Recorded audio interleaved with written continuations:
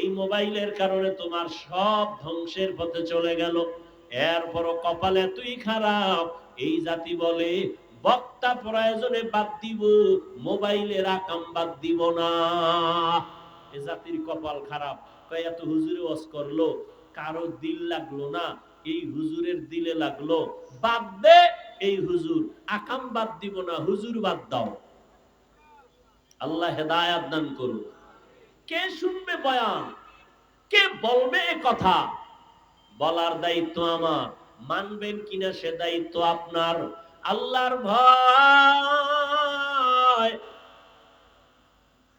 এত বয়ান চলে, তাও এত তাবলীগের বয়ান, পীর মাশায়েখের বয়ান, জুমার দিন খতিবের বয়ান, আমাদের বক্তাদের বয়ান, সারা দিন বয়ান আর বয়ান।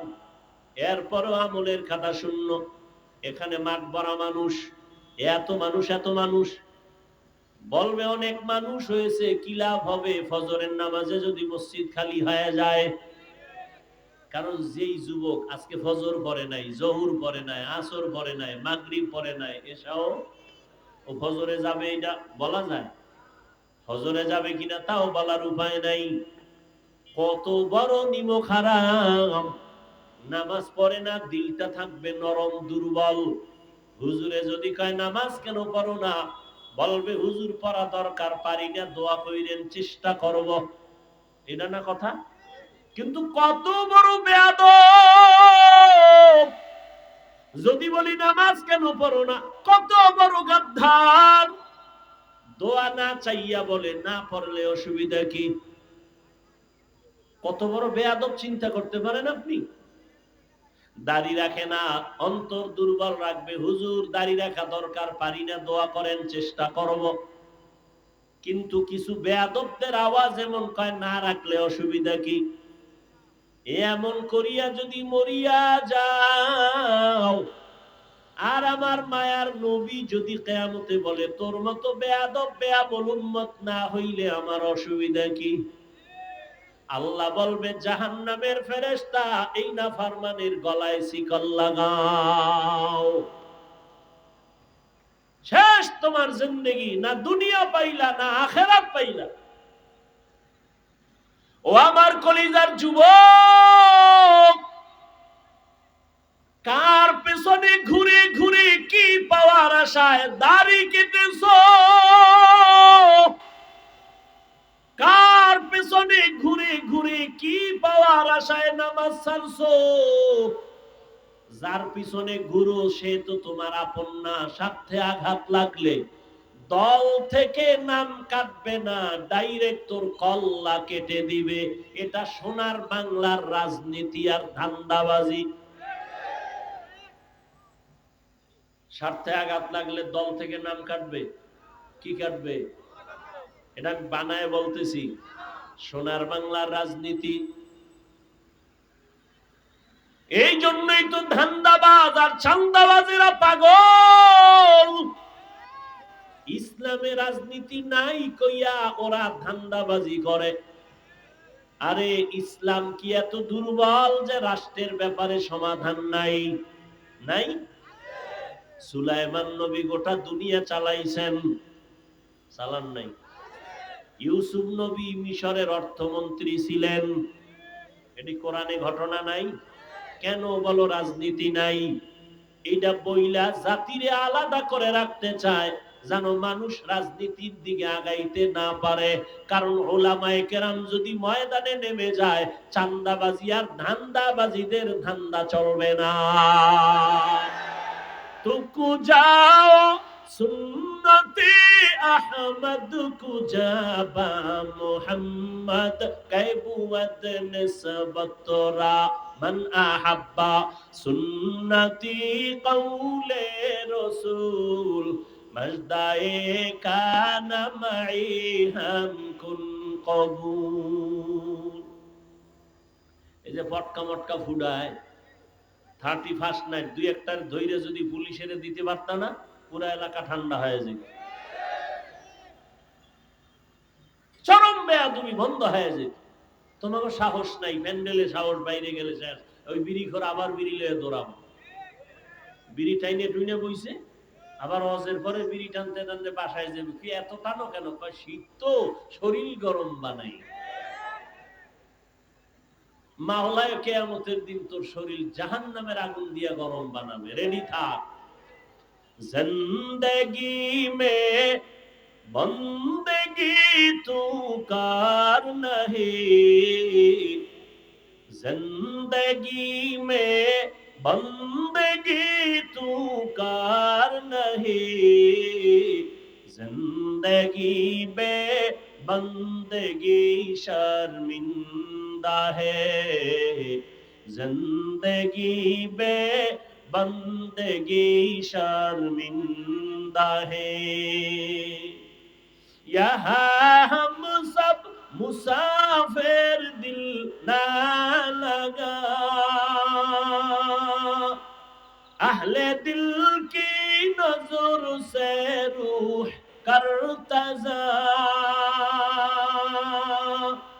शाह दौलत सब फकीर गर नेक नहीं, शाह दौलत सब फकीर गर नेक नहीं, जिंदगी में बंदगी तू कार नहीं, जिंदगी में बंदगी शर्मिंदा है, जिंदगी में बंदगी शर्मिंदा है, जिंदगी में बंदगी कुल बंदगी, बंदगी पे जिंदगी शर्मिंदगी। এই রোডটায় মাহফিল হইলে কত ভালো লাগতো না? কি যে কষ্ট হইতেছে কথা। ধুলা বালু আমার জন্য আযাব। এই তোরা কাল মাহফিল দে, ওইনে দে, কাল বয়ান করুন, কাল। এত বড় সাহস, মাহফিলে বাধা দিবি না? আমারে জানাইলি না কেন? এত বড় বেয়াদব কে? তারে দেখবো।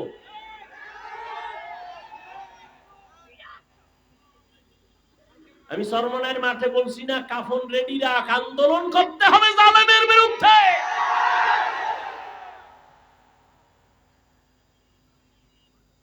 মুসলমানের আন্দোলন একবার না, মুসলমান জীবনে একবার দেয় না, বারবার দেয়। আর তুমি নাক টেনে ঘুমাও, দেশ স্বাধীন না? ওয়াজ করতে দেয় না, তুমি নাক টেনে ঘুমাও, দেশ স্বাধীন। মুসলমান স্বাধীন বলবে ওই দিন যেদিন ইসলামের স্বাধীন হবে। মুসলমান স্বাধীন বলবে ওই দিন যেদিনে দেশের মাদ্রাসা মসজিদের কমিটিতে কোনো বেনামাজি থাকবে না।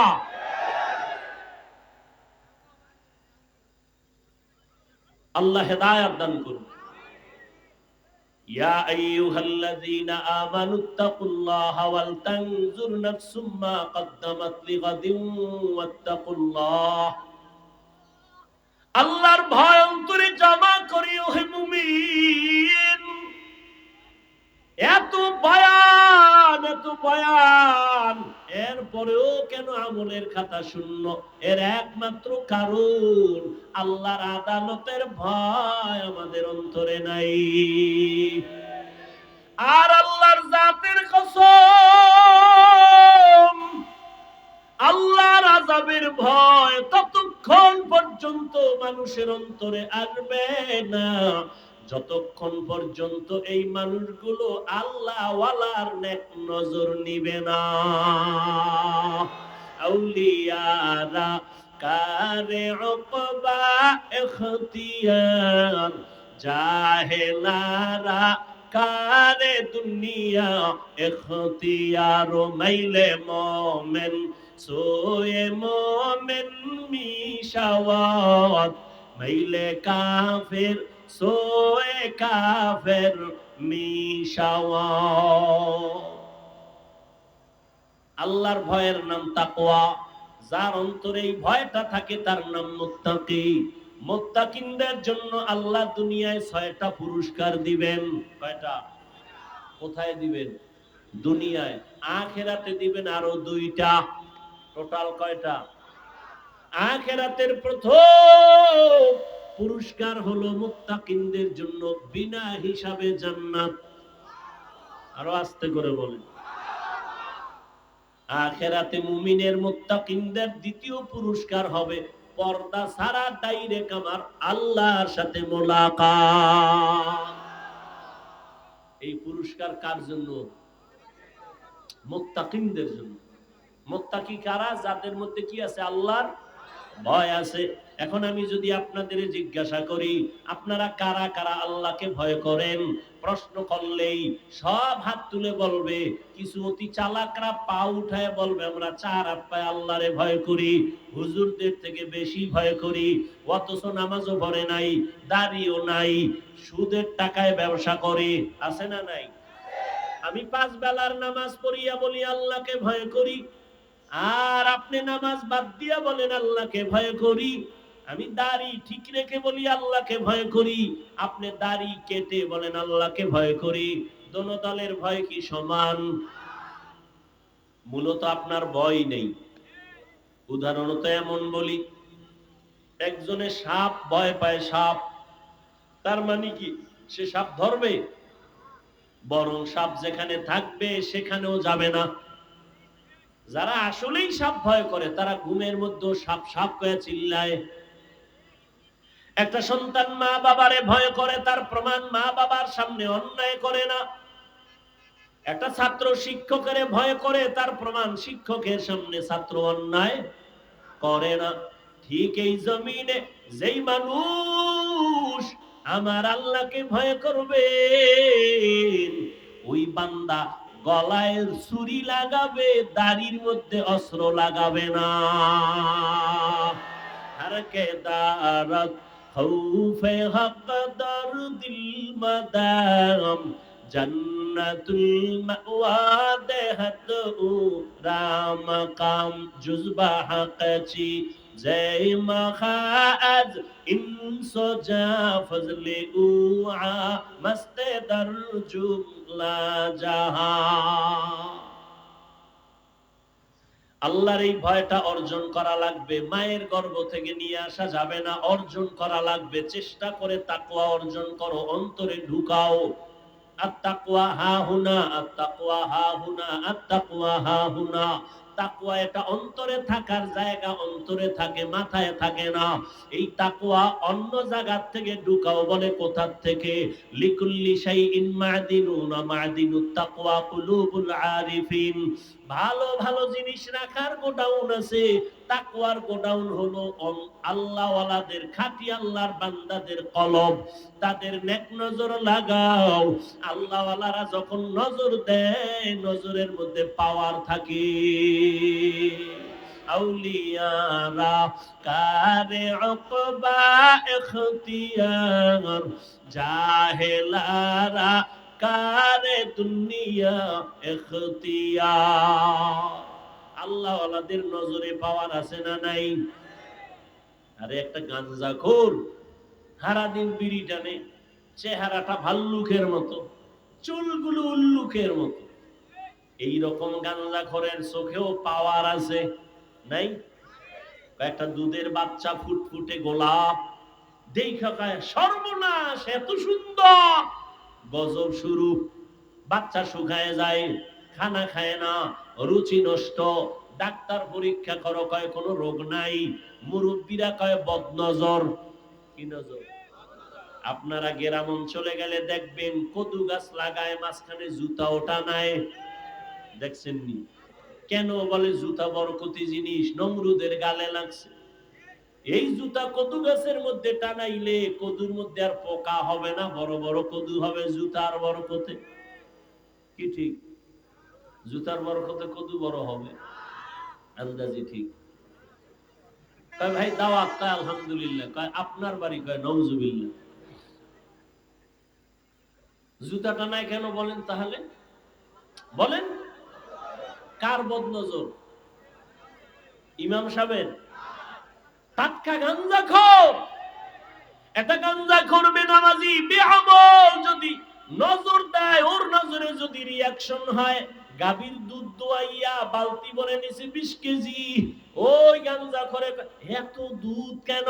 পরের দিন থেকে 1.5 কেজিও নাই। একটা গাঞ্জাখোরের নজরে যদি পাওয়ার হয়, আল্লাহ ওয়ালার নজরে কেন পাওয়ার থাকবে না? জমানার একজন বড় চিকিৎসা বিজ্ঞানী, নাম হলো আবু আলী সিনা, বড় চিকিৎসা বিজ্ঞানী।